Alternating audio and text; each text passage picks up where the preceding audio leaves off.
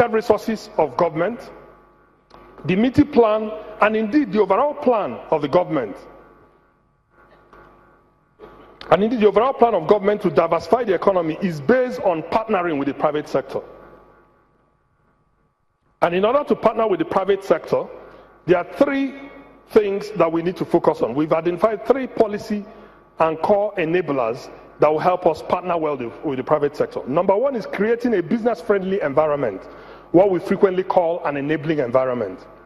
The second one is ensuring that we have better coherence between monetary, fiscal, and structural reform policies, so that the overall economic policies of government are well coordinated and targeted at the common purpose of structural transformation, elimination of distortions, and sustained growth. And then finally, we also understand the importance of providing or provision of both hard and soft infrastructure that will underpin growth.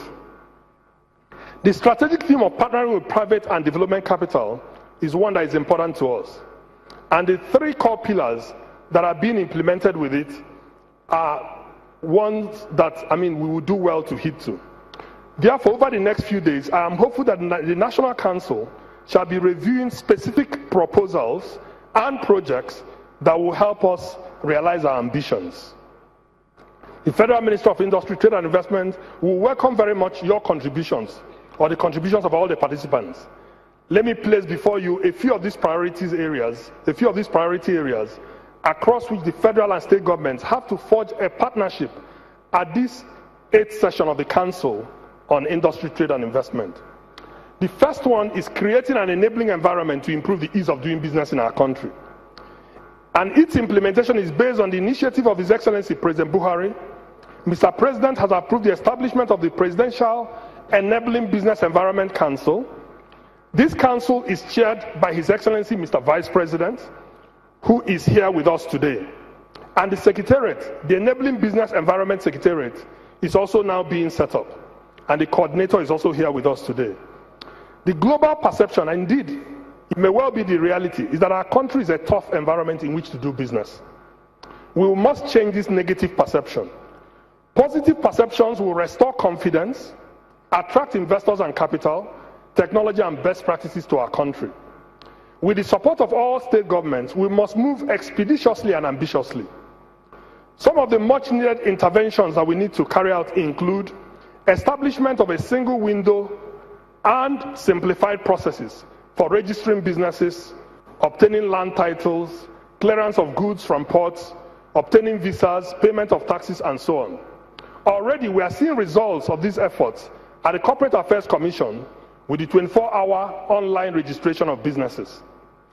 Based on this enabling environment initiative, our goal is that Nigeria should work hard to move up at least 50 places on the World Bank Ease of Doing Business rankings over the next couple of years, or in the next couple of years. The implementation of this important presidential initiative is already underway, and we'll do everything to fast track it.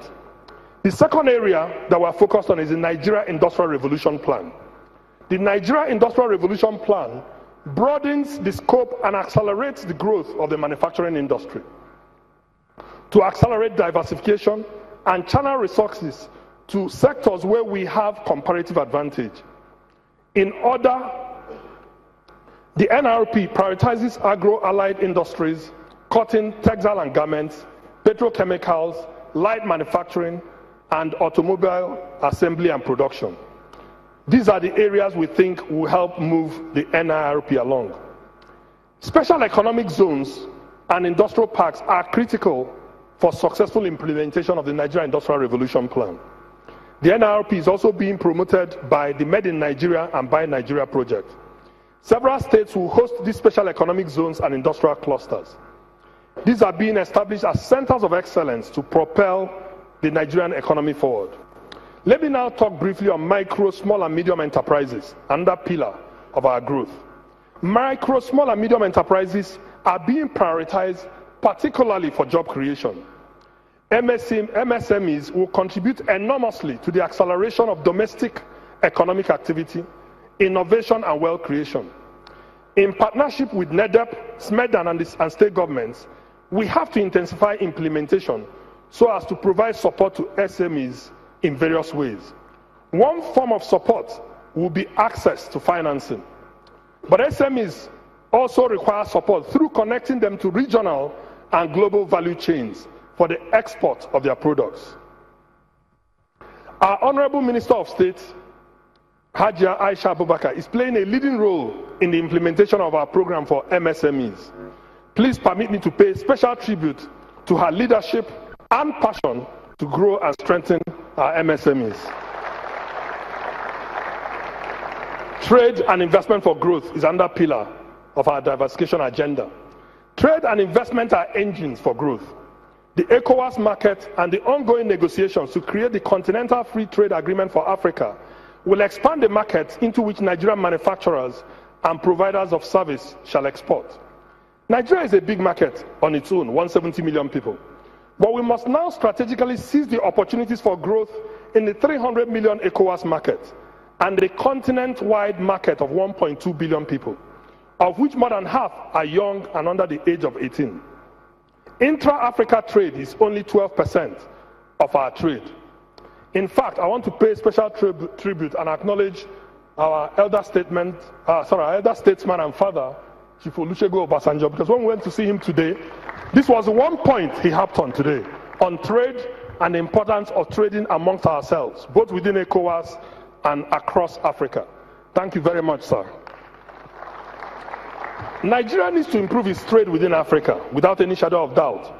As part of our plan, we are initiating strategic 21st century free trade agreements, not just for Africa, but also for the rest of the world.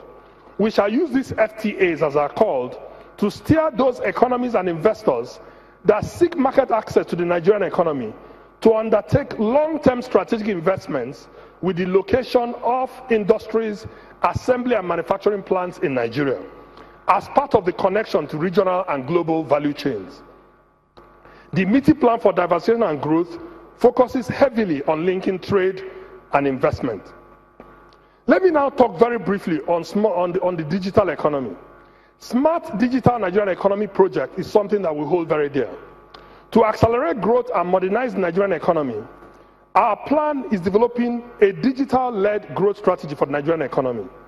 The objective of this project is to solve efficiency problems and create leapfrog opportunities in the economy, improve competitiveness, and foster technology development and innovation more generally. The Smart Digital Nigerian Economy project is our response to an area of intense economic and technological activity by Nigerian youths, where there is already a growing pool of talent. It is a sector of the economy where the private sector already has ownership. The role of government will therefore be to ensure a sound regulatory and hardware infrastructure to foster rapid growth of this area. The potential gains of the digital economy will be manifest in sectors like financial services, for example, in digital accounts, payments, mobile money, and so on, and also in healthcare and educational services and other sectors of the economy. To imagine the gains that can come from the digital economy, a recent study by the McKinsey Global Institute estimates widespread use of financial services, digital financial services alone, can add $88 billion over the next 10 years, can add over $88 billion and create 3 million jobs, new jobs, over the next 10 years in Nigeria. But reaping these gains will not come on its own. The federal and state governments must urgently work in partnership to establish the hardware infrastructure for broadband coverage of Nigeria. We must start training a generation of software IT engineers through dedicated digital economic curriculum in our universities. The potential gains are massive and will contribute to the structural transformation and diversification of the Nigerian economy. Indeed, the 21st century economy is the digital economy. I will welcome ideas from the states on how we can work jointly on this project. As I conclude, let me touch briefly on some critical drivers for growth if we are going to achieve our plans more broadly as a country. And I want to touch briefly on power, agriculture, and underscore the importance of manufacturing. Our plan for diversification and growth depends and rests on these critical drivers for growth: power, agriculture, and manufacturing, which is very much within our terrain. Adequate and stable power supply is essential for industrialization. There are no